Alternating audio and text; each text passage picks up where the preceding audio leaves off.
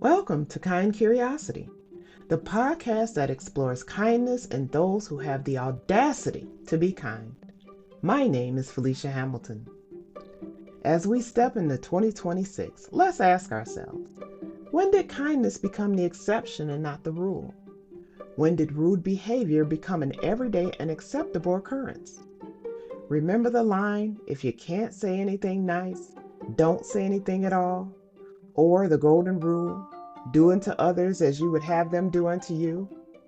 Are kindness and empathy no longer the standard by which we judge ourselves?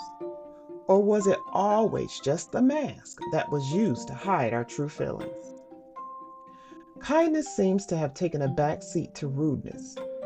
Calling people out of their name, giving an audience to hate speech and violence seems to be okay. When did we decide that being mean, nasty, and downright rude is acceptable? When did letting our children see and hear us being mean to others was okay? When did we become okay with wishing someone harm and then go to our religious organizations and pray for things that we want and need? What are we praying for? Who are we praying for?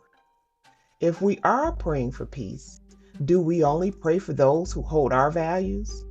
Do we see it as a world where only people that look and think like us individually should be provided for, while those who don't are considered less than human and don't deserve human treatment?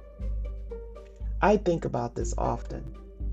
It's not a certain date that I can pinpoint. It's not a particular time in history.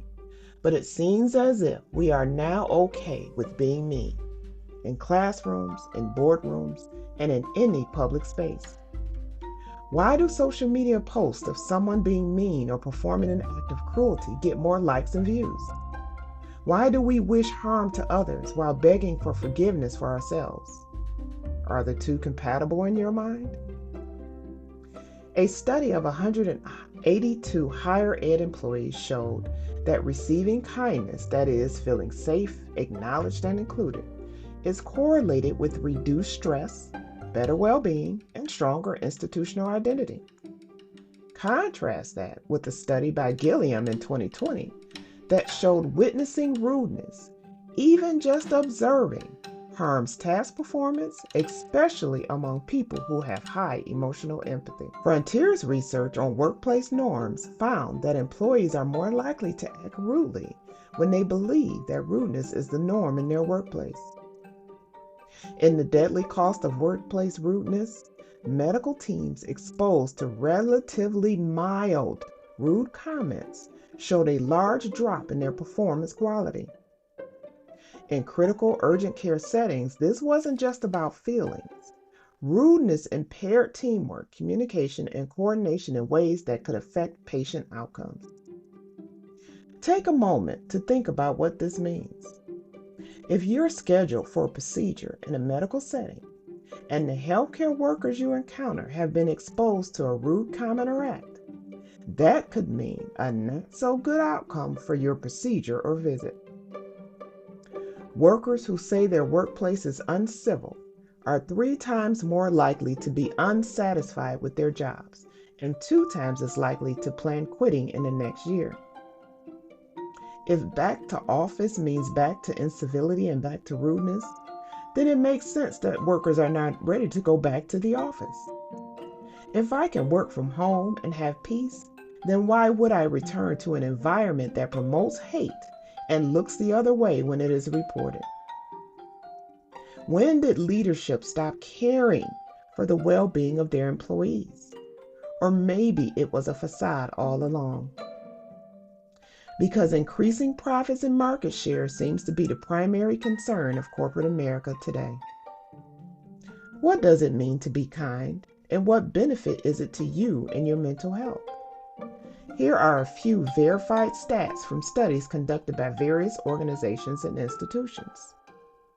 A study from researchers at University of Ohio randomly assigned people with elevated depression or anxiety symptoms to 3 groups: doing acts of kindness, joining social activities, or cognitive behavioral therapy style interventions. All helped, but The kindness group had greater gains in social connectiveness. In a 2020 survey by the Mental Health Foundation of UK adults, 63% said that kindness shown to them improved their mental health. The same percentage felt being kind to others also helped their own mental health. Older adults who regularly engaged in volunteer acts have about a 24% lower risk of mortality than those who don't. Acts of kindness are associated with lower cortisol, which is our stress hormone levels, and decreased blood pressure. From an APA poll, 89% of Americans say that doing a kind act made them feel better. 90% say being on the receiving end of kindness made them feel better. Isn't that wonderful?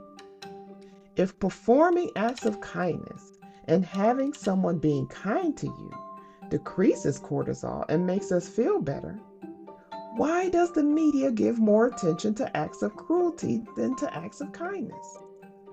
Why are media figures hesitant or reluctant to put people on the carpet that are rude and unkind? What if stories that promote kindness took up 85% or more of airspace? Would media outlets lose viewers? Would it lose sponsors?